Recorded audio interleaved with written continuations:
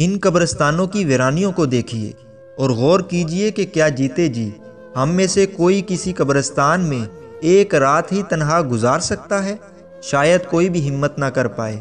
تو جب جیتے جی تنہا رہنے سے گھبراتے ہیں تو مرنے کے بعد جب کہ تمام دوست و احباب اور سارے عزیز و اقارب چھوڑ چکے ہوں گے، عقل سلامت ہوگی، سب کچھ دیکھ اور سن رہے ہوں گے، مگر ہلنے جلنے اور بولنے سے بھی قاصر ہوں گے، ایسی ہوش ربا حالت میں اندھیری قبر کے اندر تنہا کیوں کر رہ پائیں گے؟ اپنا حال تو یہ ہے کہ اگر آسائشوں سے بھرپور خوبصورت ایئر کنڈیشنر کوٹھی میں بھی تنہا قید کر دیا جائے تو گھبرا جائیں۔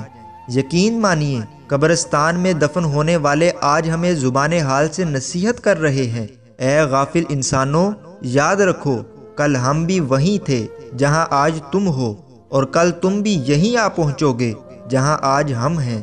یقیناً جو دنیا میں پیدا ہوا اسے مرنا ہی پڑے گا، جس نے زندگی کے پھول چنے اسے موت کے کانٹے نے ضرور زخمی کیا، جس نے خوشیوں کا خزانہ پایا اسے موت کا رنج مل کر رہا۔